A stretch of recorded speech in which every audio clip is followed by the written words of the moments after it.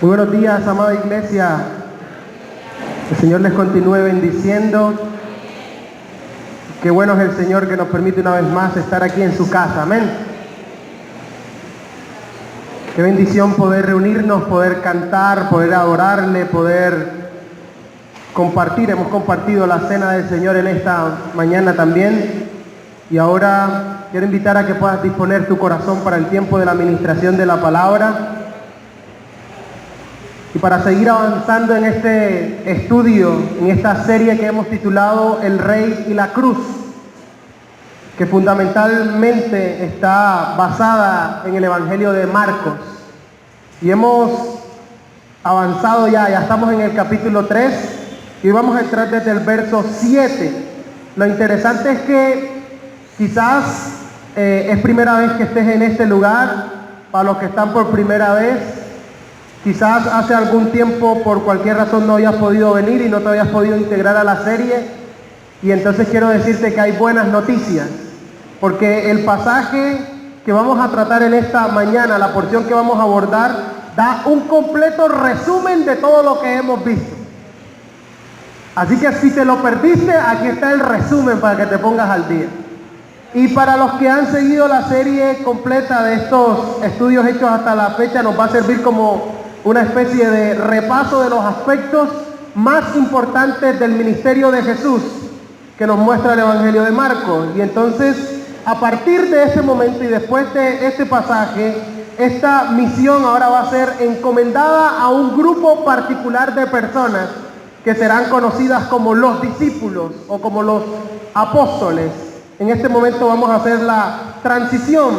Hemos estudiado versículo por versículo desde el inicio y hemos aprendido muchísimas cosas de profundo interés, de crecimiento para fortalecer nuestra fe. Hemos visto la identidad de Jesús y al mirar realmente quién es Jesús, podemos entender realmente quiénes somos nosotros como seguidores de Jesús, como cristianos. Hemos puesto un fundamento firme con relación a la diferencia radical que existe entre evangelio y religión. Y para hacerlo hemos estudiado cada una de las controversias que Jesús ha tenido a lo largo de su ministerio con ciertos grupos que parece que no encaja lo que Jesús está diciendo, ¿cierto? Y cada una de las respuestas de Jesús ha sido una respuesta firme para nosotros poner un fundamento. Vimos la autoridad de Jesús para perdonar pecados, su amistad con pecadores, con publicanos, el verdadero ayuno, el verdadero sentido, y el domingo pasado estuvimos viendo algo con relación al día de reposo en dos episodios, uno porque sus discípulos recogen espigas y otro porque Jesús hace una sanidad en día de reposo. ¿Dónde dejamos la historia? La historia hasta este momento quedó en dos grupos completamente opuestos, uniéndose y conspirando para eliminar a Jesús. Quedamos en el versículo 6 del capítulo 3. Los fariseos y los herodianos, dos grupos completamente opuestos, uno muy religioso y otros muy mundanos, contrarios en dos orillas distintas, se unen para eliminar a Jesús porque lo consideran una amenaza. Estos religiosos, una amenaza para su sistema religioso de justificación por obras, y estos mundanos, una amenaza para su estilo de vida liberal, como ellos lo quieren vivir. Ahora, usted tiene que entender que a lo largo Marcos es un evangelio completamente dinámico. Se dieron cuenta que hace transiciones muy rápidas, inmediatamente pasa a otro tema. Quiere llegar rápidamente al centro de su mensaje. Y el centro de su mensaje, desde el primer versículo de Marcos, usted va a encontrar que es presentar a Jesús como el Hijo de Dios. Ese es el objetivo de Marcos, presentarlo. Pero no solo eso, sino decir que este Hijo de Dios ha venido para hacerse siervo, para servir. Esta declaración de que Jesús es el Hijo de Dios es una declaración certificada por los profetas, por Juan el Bautista y el mismo Padre. Dios Padre va a certificar esta declaración de que es el Hijo de Dios.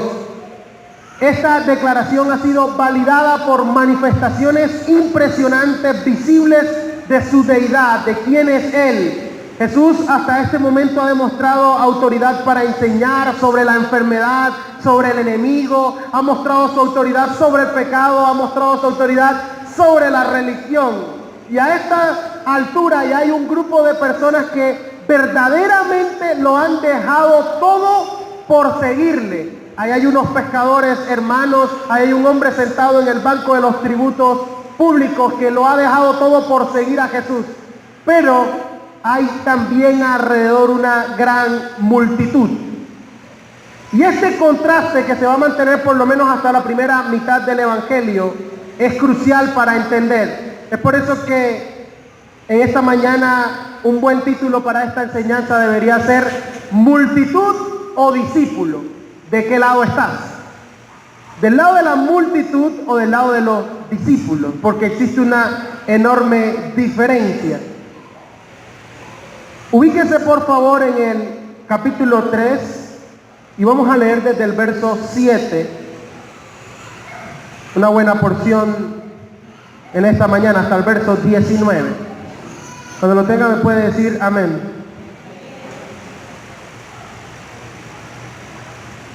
Dice el verso 7, mas Jesús se retiró al mar con sus discípulos y le siguió gran multitud de Galilea y de Judea, de Jerusalén, de Idumea, del otro lado del Jordán y de los alrededores de Tiro y de Sidón, oyendo cuán grandes cosas hacía.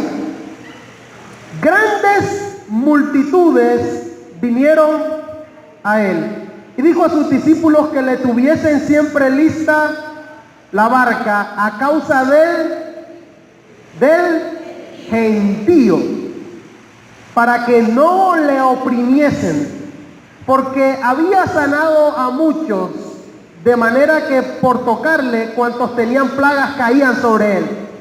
Y los espíritus inmundos al verle se postraban delante de él y daban voces diciendo: tú eres el Hijo de Dios.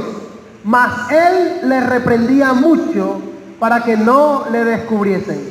Después subió al monte y llamó así a los que él quiso y vinieron a él, y estableció a 12 para que estuviesen con él y para enviarlos a predicar, y que tuviesen autoridad para sanar enfermedades y para echar fuera demonios.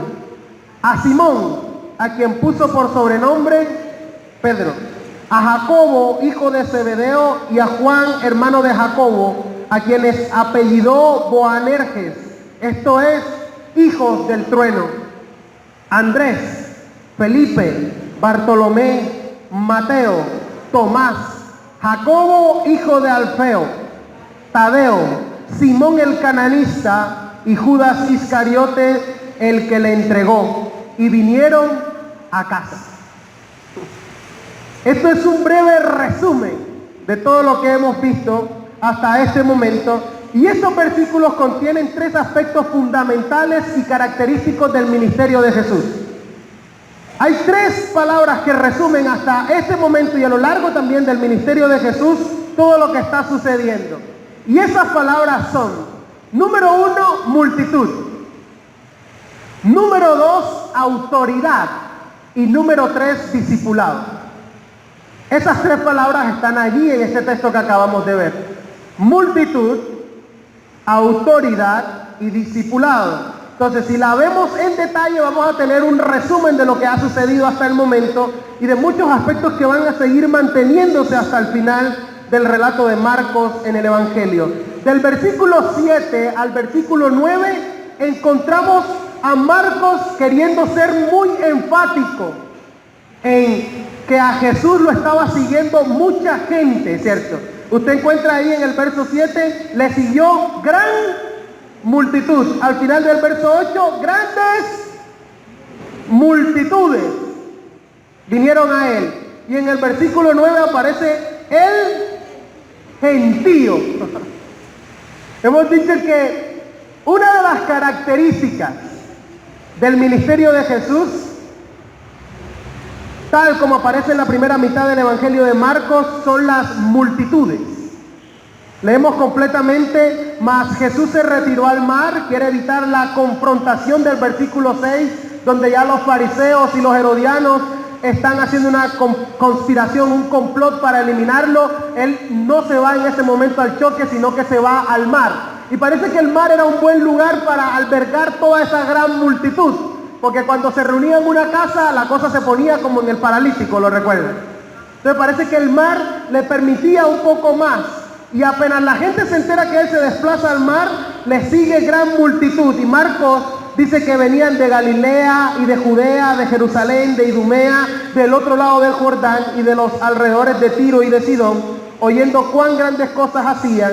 Grandes multitudes vinieron a él y dijo a sus discípulos que le tuviesen siempre lista la barca a causa del gentío para que no le oprimiesen. La multitud en los primeros capítulos va a ser casi que un personaje en sí mismo. Hasta este momento hemos caracterizado la multitud. ¿Y qué hemos dicho? Hemos dicho que esta multitud no es confiable. La multitud no es muy confiable porque la gran mayoría de las personas que conforman esta masa, esta cantidad de gente, está siguiendo a Jesús por razones equivocadas. Sin embargo, usted siempre va a ver que Jesús va a hablar directamente a la multitud. La gente va a venir a Jesús a causa de lo que Jesús está haciendo, pero la gente se va a ir a causa de lo que Jesús va a decir. Muchos vienen a causa de lo que Él está haciendo, pero cuando le escuchan hablar y son confrontados, ya muchos no quieren hacer parte de ese grupo y se van. Vienen por lo que hacen, se van por lo que Jesús dice, porque Jesús lo confronta cuando se dan cuenta que lo están buscando con la motivación incorrecta, que la mayoría de los que está allí haciendo parte de la multitud lo está buscando para solucionar un problema puntual, una necesidad específica. Está buscando un milagro que cambie su situación. Y voy a hacer cualquier cosa. Este texto dice que la gente incluso se le tiraba a ver si alcanzaba a tocarlo, ¿cierto? No faltaba el que de pronto está por ahí, si lo toco de pronto me da buena suerte. Vamos a ver y hacer lo que sea para resolver un problema puntual, inmediato. Algo que cambiara. Mucha de la gente que está ahí está intrigada, pero la gran mayoría simplemente quiere algo físico, algo material, algo que resuelva su situación. Es por eso que usted siempre va a ver a Jesús enfocado en su prioridad. Predicarles, enseñarles. Esa es la prioridad. Allá lo van a buscar, maestro, todos te están buscando, vamos a otro lugar para que yo predique también allí, porque para esto he venido. Usted va a encontrar en lo que llevamos de Marco, que cada vez que está esta multitud, va a decir al lado, y él les enseñaba, les predicaba. En el Evangelio de Lucas también lo va a encontrar, las palabras más duras predicadas por Jesús, lo hacía cuando estaba esa cantidad de gente, y Lucas se encarga de decir, grandes multitudes venían a él. Y entonces él les dijo, cualquiera que quiera ser mi discípulo debe negarse a sí mismo. Y ahí ya la cosa cambió. Cualquiera que ame cualquier otra cosa más que a mí no sirve para ser mi discípulo. Grandes multitudes, y después se encontraban con tremenda predicación de Jesús. Las multitudes, dentro de las características que hemos dicho hasta el momento, también tienen otro problema. Y es que las multitudes no permiten llegar a Jesús a quien sí genuinamente quiere llegar. Porque hay mucha gente, lo vimos en el caso del paralítico.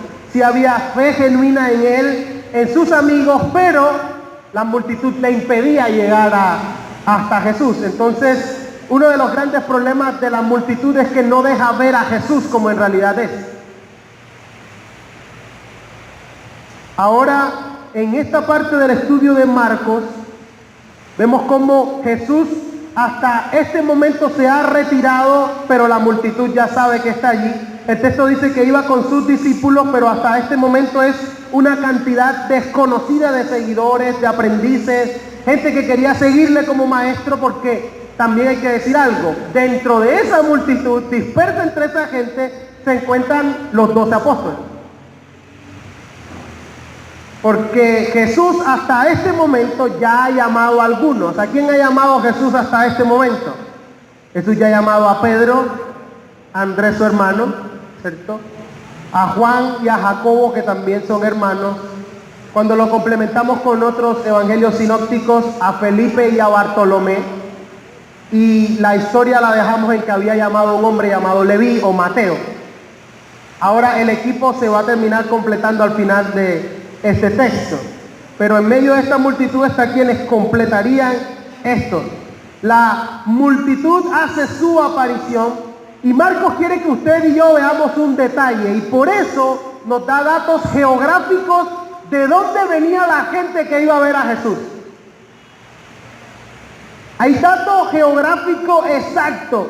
Marcos quiere decirnos que la fama de Jesús se ha extendido por todos lados, por todo Israel, y que esto le dificulta predicar en lugares públicos, y por eso ahora está en la orilla del mar, y aún así las multitudes vienen a él. Y los datos geográficos nos dejan ver de dónde vienen, y aquí vamos a repasar para el examen de capacitación bíblica. Ubique el mapa de Israel. Yo voy a decir el dato geográfico y usted me va a decir si queda al norte, al sur, al este o al oeste. Ok. Dice primero de Galilea. ¿Eso dónde es? Profe, bien, norte. De Judea. De Jerusalén.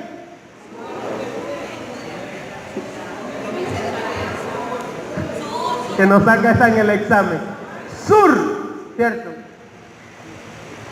De Idumea. Esta no la vi. Idumea está todavía más lejos, ¿cierto? Idumea está todavía mucho más al sur, está casi como a 150 kilómetros al sur. También se conoce como Edom. Una distancia puede ser, hay 150 kilómetros como hasta Santa Marta, ¿cierto? A Santa Marta, la mitad de Barranquilla. De allá hasta acá a escuchar a Jesús, mucho más al sur. En esa época que no había transporte público.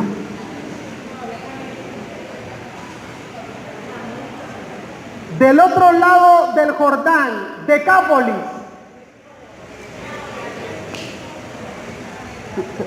Oriente. Tiro y Sidón, occidente. En pocas palabras, los datos geográficos que Marcos quiere dar para decirnos, venía gente del norte, del sur, del este y del oeste. Venía gente de todas partes, era algo sin precedentes. Nunca antes en la historia de Israel se había visto algo así. El propio Herodes va a terminar intrigado por lo que está sucediendo. Pero en esta mezcla de lugares geográficos que Marcos nos está dando, también podemos ver que no solo venía gente de todos los puntos cardinales, no solo venía gente de lejos y de cerca, sino que también venía gente que era gentil y gente que era judía. Venían de Jerusalén, el centro de todo el control religioso de ahí, de toda Judea, pero también venían de Tiro y de Sidón, que primariamente son gentiles. Son gente que no pertenecen a los judíos. Pero en pocas palabras, el resumen es que Marcos nos quiere decir que lo que venía era gente. Mucha gente. La gente traía a sus familiares, a sus amigos necesitados. Muchos experimentaron ese gran poder y nadie podía cuestionar los milagros que Jesús había hecho. Los religiosos y los fariseos terminan cuestionando su autoridad y la fuente, el origen, cómo lo hace. Pero era innegable. Pero a este punto la multitud se vuelve inmanejable. Porque ya Jesús tiene que pedir que le tengan lista una barca para que no lo oprimiesen, dice el texto en el verso 9. Y dijo a sus discípulos que le tuviesen siempre lista la barca a causa del gentío, para que no le oprimiesen. El texto griego dice allí, para que no lo aplastasen. Ya la multitud se volvió inmanejable, exorbitante. Y Jesús lo que hacía era, no era que tenganme listo el carro para salir tal, como las estrellas, no. Lo que él hacía con la barca, y lo vamos a ver en el capítulo 4, era montarse a la barca, desprenderse y desde ahí predicar. Pues ya se le facilitaba, no es que arranca el carro y nos fuimos y tal, y todo el mundo, no. Era para seguir cumpliendo su prioridad. Poderles enseñar, dado que en la forma en que la multitud está llegando no se lo iba a permitir. Lo interesante es que cuando usted va a ir avanzando a lo largo de los evangelios hasta llegar hasta un lugar llamado el aposento alto, va a ver cómo esta multitud va a ir menguando, va a ir desapareciendo. Al punto que en el aposento alto solo va a haber 120. Entonces, norte, sur, occidente, oriente, mucha gente, gentío, pero Jesús, conforme va avanzando, conforme va predicando y enseñando, muchos van a terminar rechazando su mensaje y abandonándolo permanentemente. Cuando se dan cuenta de que simplemente esa necesidad física parece que ya se está embolatando. Te voy a contar un relato, por ejemplo, en Juan 6, después de la multiplicación de los panes, de que la alimentación de los 5,000, perdón. Va a encontrar gente queriendo buscar a Jesús al día siguiente para volver a ser saciados. Jesús les dice, no, me están buscando simplemente porque ayer les di de comer. Y les dice, mire, ustedes no están buscando realmente. Quieren un milagro asombroso. Sus padres comieron pan del cielo. Comieron maná en el desierto y aún así murieron. Pero aquí está el pan de vida y se presenta él mismo para decirle eso. Y entonces 2 o 3 se preguntan, o sea, que hoy no hay desayuno. Y le dicen, no, mi hermano. Por lo que le estoy entendiendo, hoy no hay pan. Y entonces el tercero le dice, bueno, y si no hay pan, entonces ¿qué hacemos aquí? Y dice el verso 66 de Juan 6, 66, buen número también para decir eso. Desde ese momento muchos ya no le querían seguir y muchos se regresan. Ya no queremos seguir. A partir de ese momento muchos dejan de ser sus discípulos, de ser sus seguidores, porque la multitud tiene ese problema. Y repito, viene por lo que Jesús está haciendo, pero se va por lo que Jesús dice.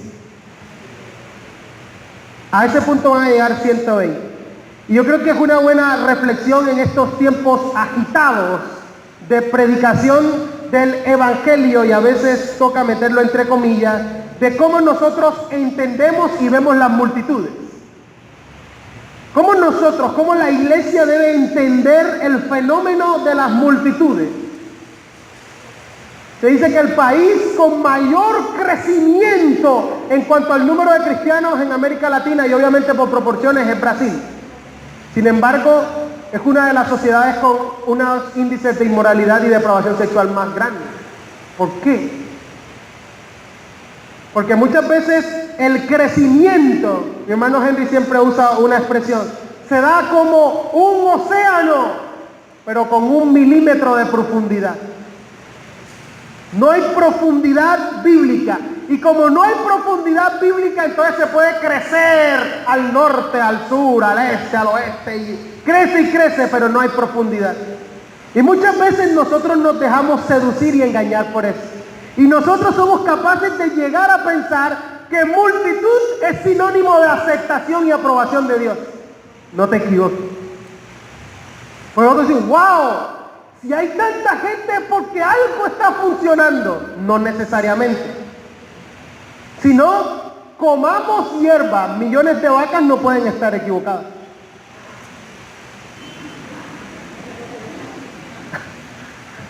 Bueno, debes saber entonces. No necesariamente porque muchísimos, porque las multitudes no necesariamente significan aprobación y bendición de Dios. No necesariamente. No significa, esto no quiere decir que Dios solo aprueba cuando hay pocos, no, tampoco. Lo que me quiero referir es que realmente la cantidad no es el indicador que determina esto. Lo que debemos ver entonces es la fidelidad al Evangelio de Jesucristo. Eso es lo que se debe ser evaluado. Y qué bueno si se es fiel al Evangelio de Cristo, y son muchos. El asunto es que normalmente cuando se empieza a predicar de la forma en la que Jesús lo hizo, se produce exactamente el mismo resultado. Ya muchos no quieren seguir, porque han venido con la motivación equivocada. Es decir, el asunto entonces no es la cantidad de personas, es la fidelidad al Evangelio, a lo que Dios dice. Lo que sucede es que cuando tú estás interesado en multitud y en muchos, terminas negociando lo que vas a decir Porque entre muchos es muy difícil mantenerlos a todos contentos. Entonces, normalmente el fenómeno que se da es que se termina negociando la verdad del Evangelio, se ve la persona como un cliente y ahora se le ofrece al gusto del cliente. No me gusta esa alabanza. Bueno, entonces ahora vamos con una más rápida. No, esa está muy rápida. Bueno, una más lenta para que no se vaya. Para ver cómo se mantiene contento. Y en el mensaje se termina negociando la verdad central del Evangelio para darle a la gente lo que quiere escuchar, para mantener la multitud. Y se termina escondiendo la cruz, se termina escondiendo arrepentimiento, se termina escondiendo pecado, porque eso suena muy ofensivo. Entonces la pregunta que debemos hacernos es, para saber si realmente le estoy siguiendo por la motivación correcta, la pregunta que debes hacerte tú primordialmente en esta mañana es, ¿por qué estás siguiendo a Jesús? ¿Qué quieres de Él? ¿Qué estás buscando de Él? ¿Por qué le estás siguiendo? Si la respuesta no tiene nada que ver con la solución más grande de nuestro mayor problema, es decir, si tu respuesta no tiene nada que ver con relación con Dios, redención, perdón de mis pecados, aún no has entendido el Evangelio. Porque esta gente también la está buscando. ¿Cierto que sí? Esta gente está allí buscando su milagro, buscando algo puntual, una necesidad puntual. Y hacen números. Y existe un gran problema en ser cristianos nominales, en ser seguidores nominales de Jesús. Y es que la gente nos cuenta como uno de ellos. Y después cuando se ven las grandes sorpresas, y cuando, como decimos en la costa, la persona termina pelando el cable, o pelando el cobre del cable. Cuando termina pelando el cobre, dice, ay, mira, y eso que era cristiano, ¿viste tú? Entonces nos alegramos. Si vieron, tal artista ahora es cristiano, y wow, y lo compartimos en Facebook, y damos para aquí, y vamos para allá, ahora sí, gloria a Dios.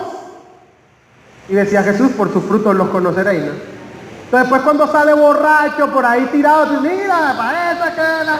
Cuando su vida no es completamente congruente con lo que profesa hacer. Ese es el problema de la multitud, es contado como uno más. La pregunta ¿es realmente un discípulo y un seguidor de Jesús? Entonces ahí está la primera palabra, multitud. La segunda palabra que encierra este texto es la palabra autoridad, que también describe fundamentalmente el ministerio de Jesús. Autoridad está desde el verso 10 al 12.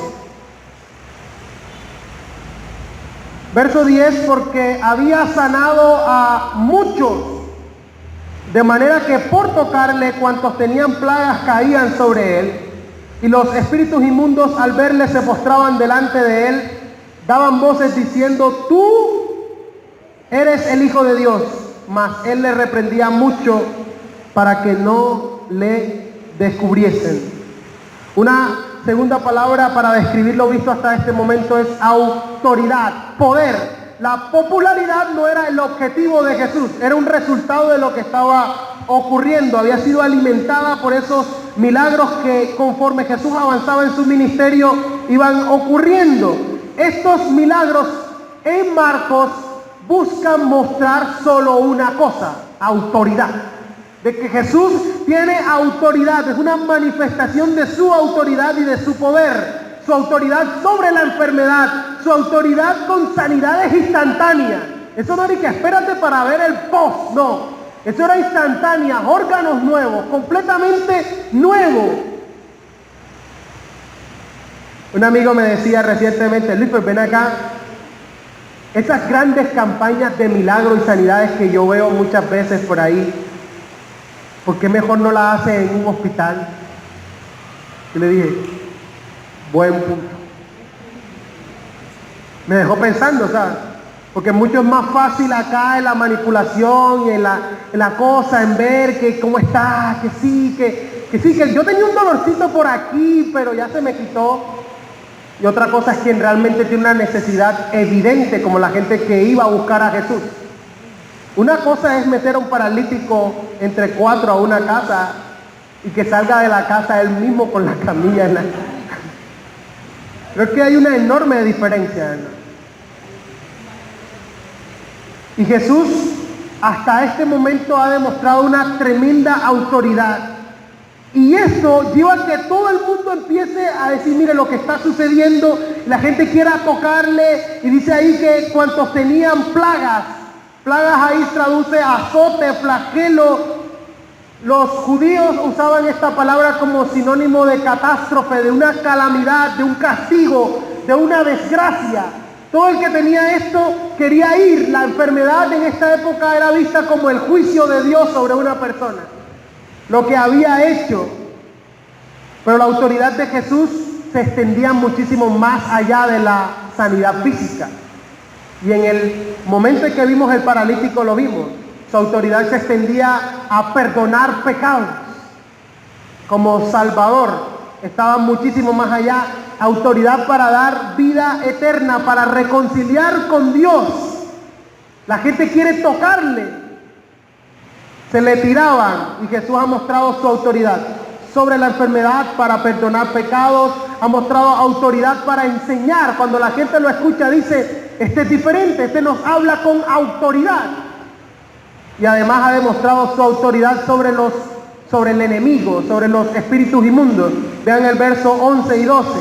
Los espíritus inmundos al verle se postraban delante de él y daban voces diciendo, tú eres el Hijo de Dios, mas él les reprendía mucho para que no le descubriesen. Es decir, cuando llegaba, usted vio ahí en la sinagoga que cuando llegó no aguantó el espíritu inmundo y terminó manifestándose. Aquí hay nuevamente esa idea. Hemos dicho que curiosamente en la primera mitad de Marcos parece que los únicos que tienen claro quién es Jesús son los demonios. El resto se está preguntando quién es, quién. Pero este dice claritico, tú eres. ¡Qué teología tan profunda! Su teología es perfecta, una buena teología. Sin embargo, Jesús no acepta publicidad indebida. Jesús no acepta una publicidad ni una promoción de un mensajero que no es idóneo. No acepta o no acepta un testimonio no autorizado. Y por eso cada vez que aparece le dice, cállese. Cada vez que quiere dar un mensaje o un mensajero indebido. Y yo creo que también aquí hay un mensaje, ¿cierto? Aquí hay una enseñanza, y es que el mensajero debe estar acorde al mensaje que está dando. No importa si lo que dice es correcto. Era el problema de los fariseos, que Jesús tiene que decirle, lo que ellos dicen, háganlo porque se sientan en la cátedra de Moisés, pero no hagan lo que ellos hacen, porque su vida va en completa contravía del mensaje que enseña.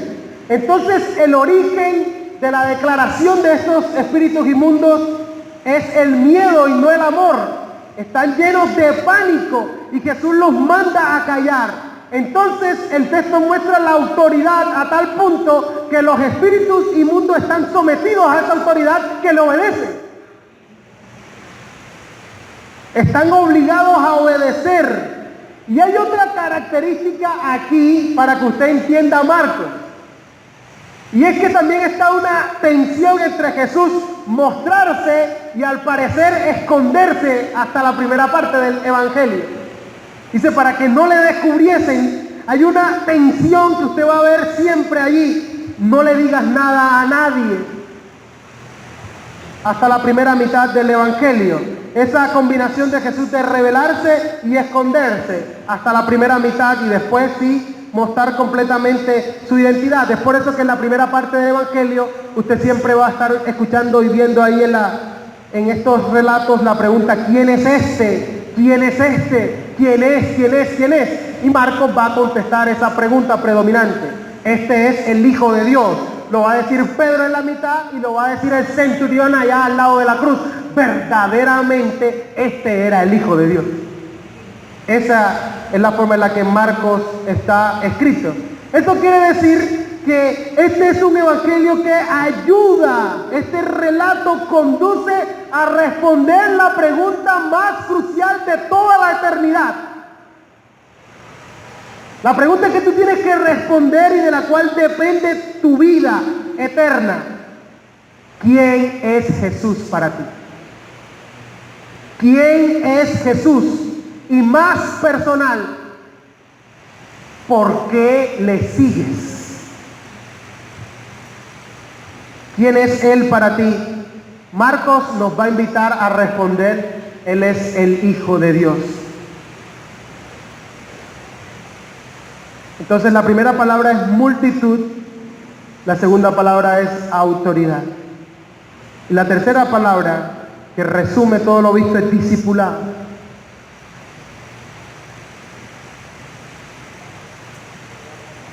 Versículo 13 al 19. Después, ¿qué hizo? Subió al monte y llamó así los que él quiso, y vinieron a él, y estableció a 12 para que estuviesen con él y para enviarlos a predicar, y que tuviesen autoridad para sanar enfermedades y para echar fuera demonios. A Simón, a quien puso por sobrenombre Pedro, a Jacobo, hijo de Zebedeo, y a Juan, hermano de Jacobo, a quienes apellidó Boanerges, esto es, hijos del trueno, Andrés, Felipe, Bartolomé, Mateo, Tomás, Jacobo, hijo de Alfeo, Tadeo, Simón el cananista y Judas Iscariote, el que le entregó, y vinieron a casa. El texto ahora hace un cambio radical. Y aquí es el contraste que usted tiene que entender, y de aquí es donde podemos sacar la enseñanza principal de esta mañana. ¿De qué lado estás? ¿De la multitud o de los discípulos? Porque el texto ahora muestra un contraste. Ahora cambia de lugar. Pasa del mar, ¿a dónde? Al monte, ¿cierto? Del mar al monte. Cambia de la multitud a unos pocos que hasta con nombres se identifican. Y en algunos casos, quién era su familia, quién era su papá y quién era su hermano. Se tiene plenamente identificado quién es. Entonces cambia de multitud a unos cuantos. Cambia del mar al monte. Cambia de los que están interesados en algo específico, en una necesidad material, a un grupo que va a tener que dejarlo todo. Y que en su gran mayoría, sacando a Judas por condiciones que ya sabemos, y el apóstol Juan, que va a morir anciano, va a terminar pagando con su vida este llamado. Amén. O sea, cambia de gente que viene buscando algo a unos discípulos que van a terminar dando su propia vida a causa de esto. Hay una enorme diferencia. Ahora se nos presenta a los apóstoles, a quienes Jesús escoge y comisiona para ahora ser sus representantes cuando Él ya no esté. Cuando ya Él vaya nuevamente, ascienda al cielo, estos van a ser los que se van a encargar de mantener este legado, este mensaje. Y esta escogencia seguramente, imagínense donde los fariseos se enteren de quiénes están escogiendo. Si por Mateo se pusieron como se pusieron, imaginen cuando se enteren el resto de la lista. Este era un mensaje contra la incredulidad de Israel y contra la corrupción de su propio sistema religioso. Ninguno de los hombres que está aquí pertenece a la crema innata religiosa israelita. Ninguno de estos escogidos es alguien especial. Es más, su única característica es que no son nadie. Es lo único que tienen en común todos. No son nadie. Ni para el sistema religioso, ni para la misma sociedad. Algunos son de lo peor que hay. ¿Usted sabía que la palabra sicario viene de la navaja que usaban los cananistas para matar dos tipos de personas? Eran sus preferidos. Soldados romanos y publicanos. Y la navaja que usaron es el origen de la palabra que nosotros tenemos hoy como sicario. O sea, en pocas palabras, parece que hay un sicario en el grupo.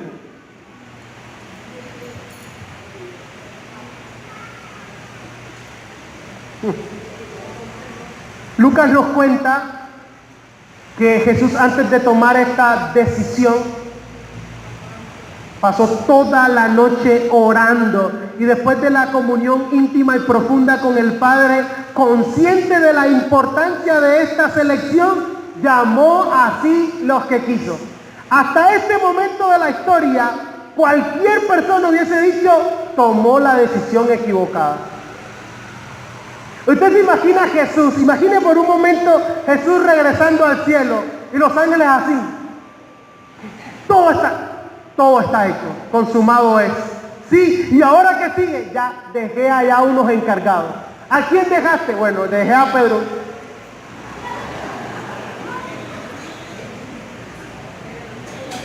A Simón el cabeza.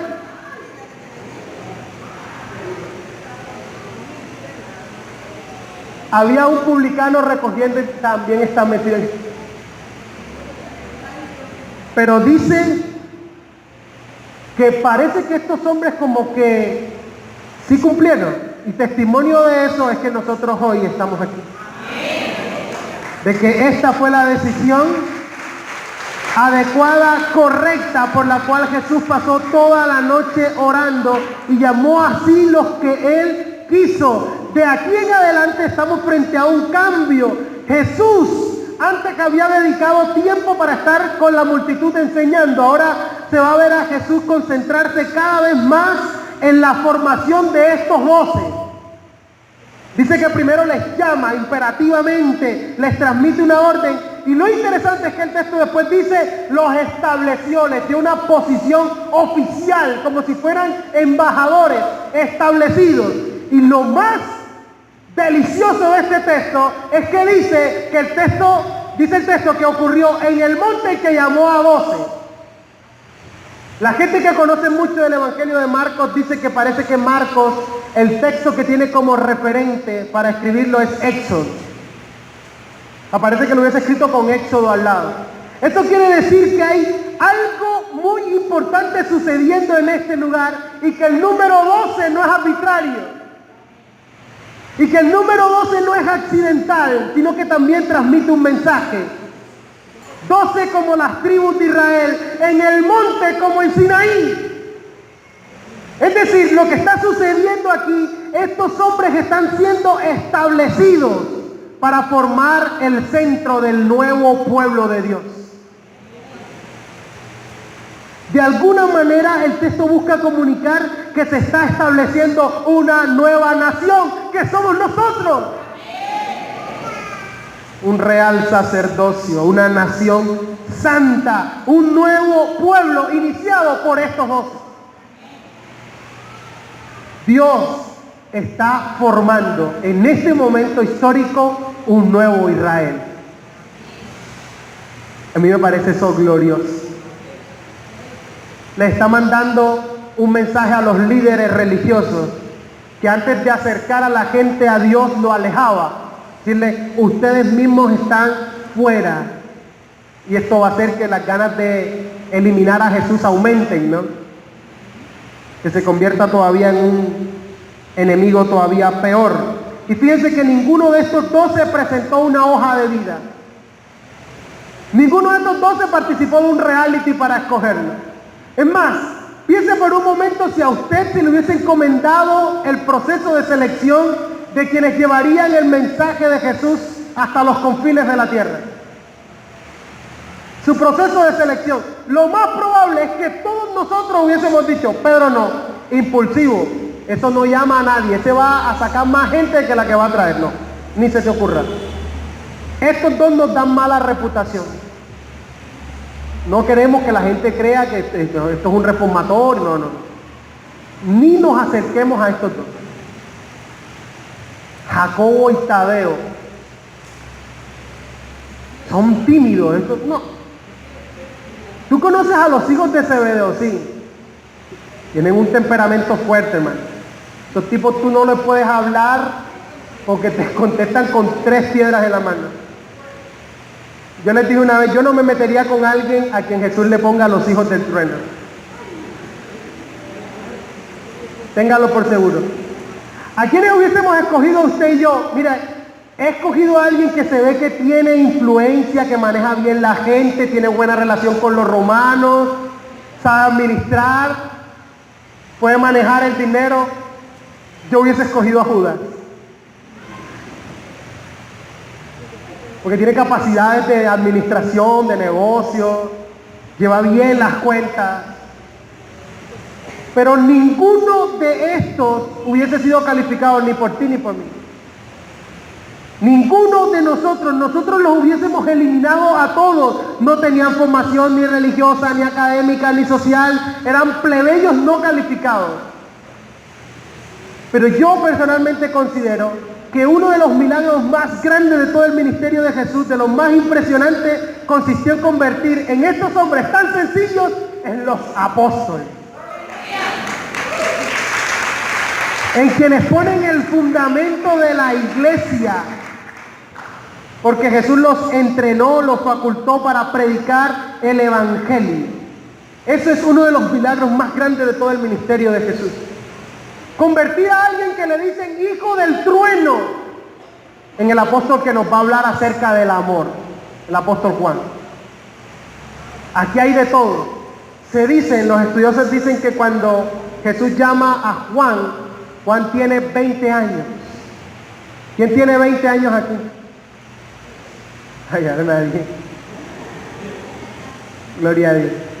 Algunos estudiosos dicen que tenía 16 años. Es decir, en este grupo hay de todo.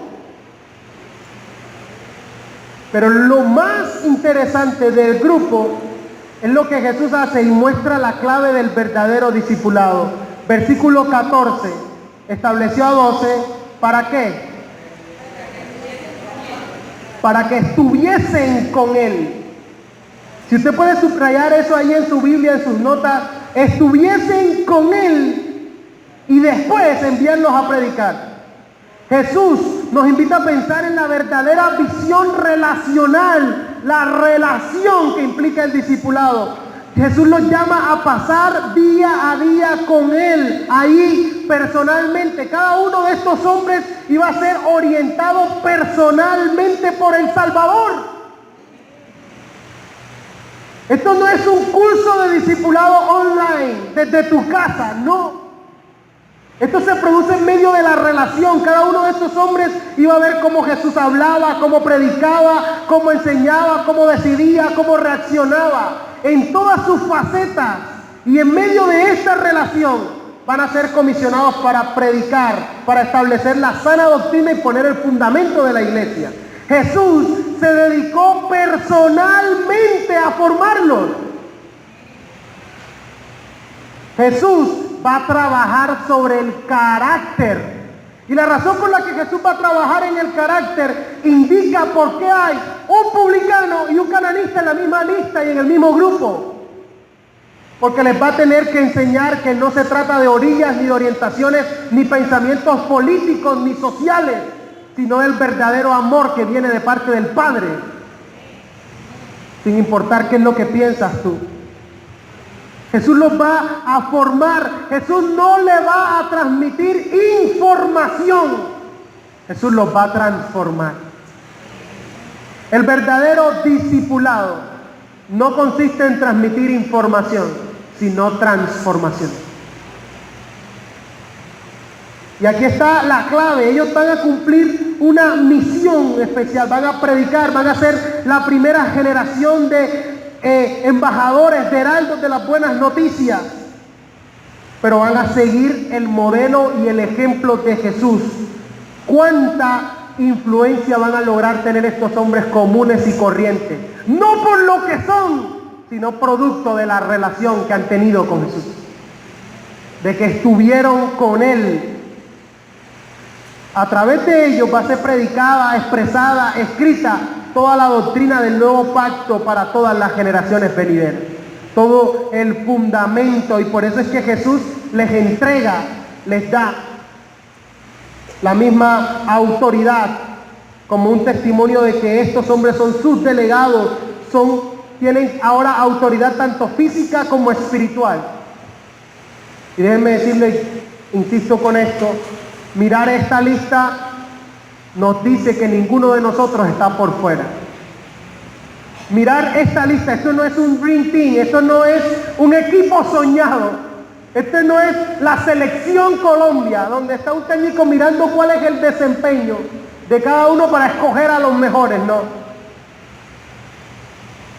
Aquí vemos una lista y fíjense que siempre la listica está de la misma forma. La lista siempre va a empezar por Pedro en todos los evangelios sinópticos, mostrando que era el líder, el impetuoso, y siempre va a terminar con Judas, el que le entregó. Y dentro de esa lista todo, y siempre va en tres grupitos de a 4. Primero los hermanos, va Pedro, Andrés, Jacobo, Juan, y en ese grupo puede que el orden cambie. Después vienen otros 4, Felipe, Natanael, Tomás y Mateo. Y después viene Jacobo, Tadeo, Simón y Judas, el que le entregó. Pero este no es un equipo soñado. Esto no es. Ahí hay uno que le dicen el medio, está Tomás el Dídimo, incrédulo. Y cada uno de nosotros al ver la lista debería preguntarse, estos son hombres sin educación ni influencia, pero que van a terminar literalmente trastornando al mundo. ¿De dónde? Producto de estar con Él. Para que estuvieran con Él. Fueron instrumentos débiles e imperfectos, perfeccionados en medio de una relación con Él. Y en eso consiste el verdadero discipulado. No es, siéntate, ven y te comparto estas 3 lecciones. No, hemos insistido y este miércoles que tenemos nuevamente capacitación de tutores, deben nacer, el mentoreo, el discipulado, debe nacer producto de una relación. Porque ese es el modelo de Jesús.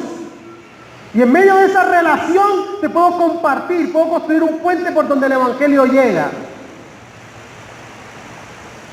La pregunta es, ahora sí, ¿de cuál de las 2 orillas te encuentras? ¿En cuál de las 2? ¿Eres multitud o eres discípulo? Porque hay una diferencia enorme. La multitud no está interesada en estar con Cristo. Lo quiere usar para solucionar un problema, pero no está interesada en estar con Él. Los discípulos estamos con Él, está interesado en formar un carácter. La multitud no. La multitud quiere ir, recibir algo y seguir como estaba. El discípulo está interesado en que su carácter sea formado a la imagen de Jesús, para estar con Él. Entonces una buena pregunta es, ¿para qué vienes a la iglesia? Para ver qué te da, ¿cierto? A ver qué sacas, o cuando vienes a entregar y a rendir. Porque esa es la diferencia entre estar en la multitud o en los discípulos.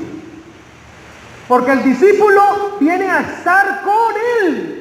La multitud viene a sacar algún provecho de la vez que capturo, un milagro. De pronto Dios está pasando y sabe, sí, esa hoja de vida, coge, pan. No, hermano, así trabaja el genio de la lámpara de Aladín. Pero Dios está interesado en formar el carácter, y para eso es necesaria la relación. Y entonces la diferencia es abismal. La multitud no está interesada en el carácter, no está interesada en la relación. Está allí simplemente para ver qué saca, cómo voy yo ahí. Pero el discípulo no. ¿Sabe? La multitud no está interesada en vivir para Jesús. Yo voy, saco provecho y sigo viviendo para mí como me da la gana. El discípulo sí quiere vivir para Él. La multitud quiere usar a Jesús. El discípulo quiere ser como Jesús. Hay diferencia entre eso. Entonces el llamado de Jesús no es venir para que soluciones lo que te ocurra o lo que tú crees necesitar. La invitación que Jesús te está haciendo es a estar con Él. Voy a repetir eso porque por todo no se oyó. Tenemos problemas de audio. O como decía alguien el domingo pasado, es que apenas lo estoy asimilando.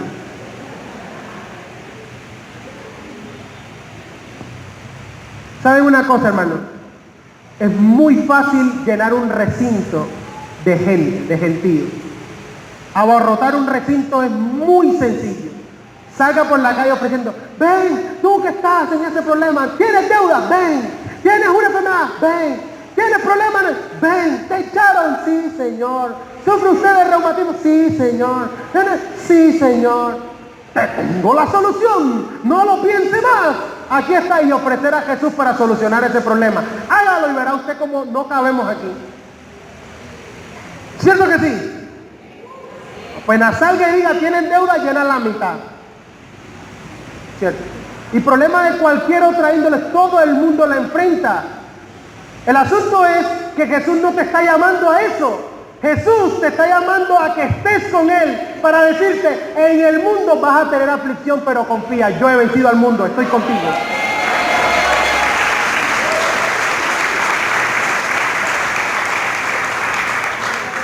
Te está llamando a una relación con Él. Y producto de esa relación con Él, todo en tu vida va a ser transformado. Todo en tu vida va a ser regenerado, va a ser cambiado. Él lo va a hacer todo nuevo porque te ha reconciliado con Dios. A estar con Él va a transformar tu carácter, tu manera de ver, tu manera de hablar. Lo que Jesús está buscando en estos discípulos era que se asemejara a su carácter para que hablaran como Él, pensaran como Él, oraran como Él, predicaran como Él. Por eso los está llamando. El plan de Jesús era que estos 12 captaran todo esto para que luego se pudieran reproducir en hombres fieles como ellos. Yo no sé si usted conoce, pero nosotros en la iglesia tenemos una declaración de propósito que está ahí. Ahora que se termine el servicio, usted se para y la lee. Y ahí en esa declaración de propósito, usted va a encontrar que esta iglesia está aquí predicando las buenas nuevas de salvación a toda criatura para formar discípulos a la imagen de Jesucristo. Para formar discípulos. Y cuando decimos eso que está en nuestra declaración, es a esto que nos referimos. Nuestro mayor anhelo es que seamos muchos o pocos, pero que los que estén sean discípulos. No multitud, no cristiano de montón, no un número. Sí va, no, sí, ahí a veces, porque... O sea, te dice, oye, te vi en la iglesia, está ahí, no, sí, pero... O sea, no tan comprometido, o sea... Es una cosa así como que de vez en cuando, como cuando me levanto y no tengo más nada que hacer. Multitud, que viene a llenar un número. ¿Qué queremos? Formar discípulos a la imagen de Jesús. La meta no es reunir muchas personas. La meta es que logramos ser muchos discípulos. Traer muchas personas es fácil. Hacer muchos discípulos es el reto. Eso sí es complicado. Porque eso merita relación, trabajo. No que seamos muchos. Que seamos muchos discípulos, eso sí es bueno. No muchas personas. Y para eso debemos entender ahí que ser verdaderamente su discípulo no inicia cuando usted viene a la iglesia y se sienta en una silla de esas, ¿no? Inicia cuando rinde completamente su vida. Ahí es donde inicia la verdadera conversión. Y cuando miramos esta lista de los discípulos nos damos cuenta de que Dios es capaz de hacer y de convertir hombres comunes y corrientes con un pasado dudoso, transformarlos, producto de la comunión y la relación con Cristo. Estos no eran hombres superhéroes, no. Eran distintos en personalidad, eran distintos en pensamiento, algunos eran impetuosos, otros manejaban el bajo perfil, algunos eran maduros, experimentados, otros eran jovencitos de 20 años, algunos eran revolucionarios, algunos eran vendidos al imperio. Pero todos estos hombres lograron experimentar. Lo que los unía era Jesús y no sus propias ideologías. Y producto de esto, transformaron el mundo.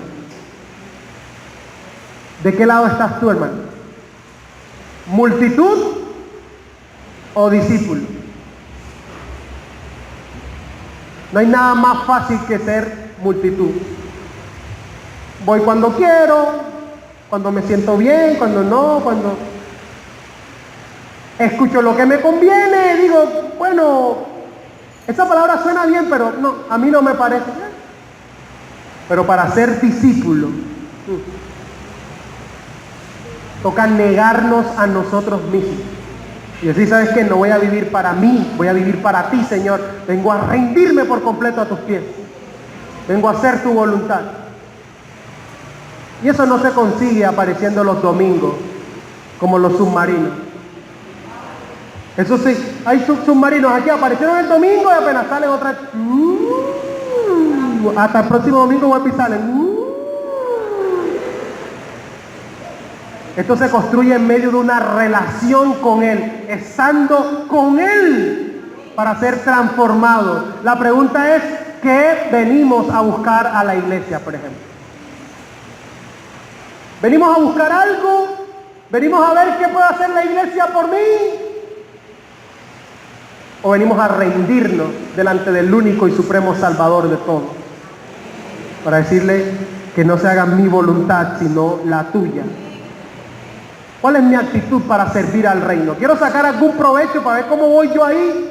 ¿O he venido a entregarme por completo a ver cómo este reino avanza? Y sabe una cosa, y con esto finalizo. Esa lista de los discípulos nos deja a ti y a mí sin ninguna excusa. No hay excusa. Usted examine la lista una vez y otra vez y va a ver que no depende de nosotros, depende de la relación con Él. Depende de nuestra relación con Él. Ahora, ¿cuál es tu excusa para no ser un discípulo de Jesús? Vuelve a leer la lista. No, es que mi temperamento, porque yo no me dejo de nadie. Y yo veo que los cristianos son así, yo siempre que manso pero no menso, pero yo no me dejo. Te tocaría revisar cómo fue que el apóstol Juan se convirtió del hijo del trueno en alguien que es capaz de escribir en la primera epístola cosas tan profundas acerca del amor de Dios. Hay que ver cómo Pedro termina convertido en lo que fue, ¿no? No, es que tú no sabes lo que yo he hecho. Mira la lista nuevamente. La siguiente pregunta es, ¿cuál es tu excusa para no estar discipulando a alguien?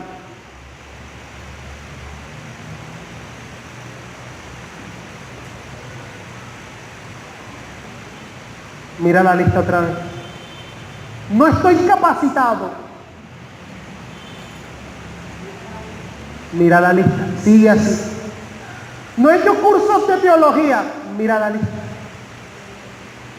Lo único que no tienes es una relación con Él. Porque producto de esa relación que tú tengas con Él, el efecto más natural de todo es que tú quieras compartir lo que Él ha hecho en tu vida, el producto de esa relación con otra persona. ¿Cuál es tu excusa para no ser un discípulo? ¿Cuál es tu excusa para no estar discipulando a alguien? A mi manera de ver, estos hombres nos dejan sin ninguno. Y somos el resultado de lo que les costó. 2 crucificados boca abajo. Según la tradición, porque no está registrado en la Biblia, así fue crucificado Pedro. Andrés, su hermano, también, al parecer le predicó a la esposa de un emperador, de un gobernador. La esposa se convierte y su esposo, como represalia, lo crucifica también por predicarle a alguien.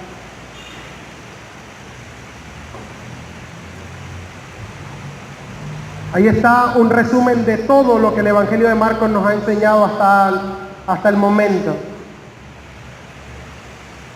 Que existe una enorme diferencia entre la multitud y realmente seguir por motivación genuina a Jesús, por lo que Él es. Multitud, autoridad, discipulado. Yo quiero estar del lado de los discípulos. Entonces póngase sobre sus pies un momento y oremos juntos para que esto pueda ser una realidad en nuestra vida. Decirle, Señor, no quiero estar en el montón desconocido.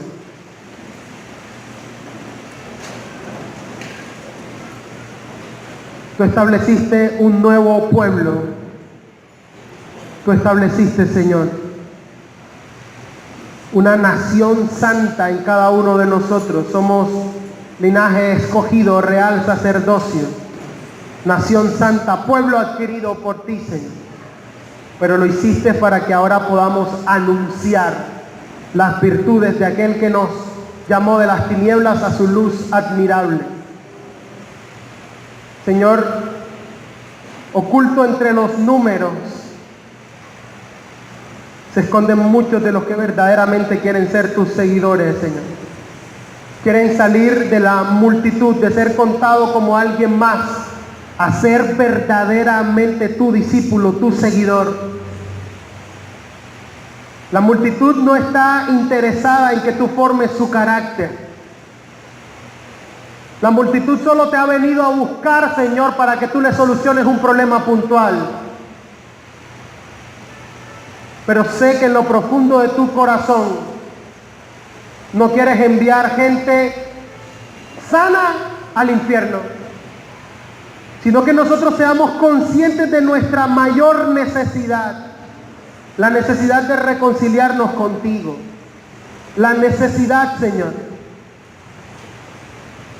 de tener una comunión íntima, verdadera contigo, y que solo es posible a través de lo que Jesús hizo. Hoy queremos contestar adecuadamente la pregunta más crucial de la eternidad: ¿quién es para ti Jesús?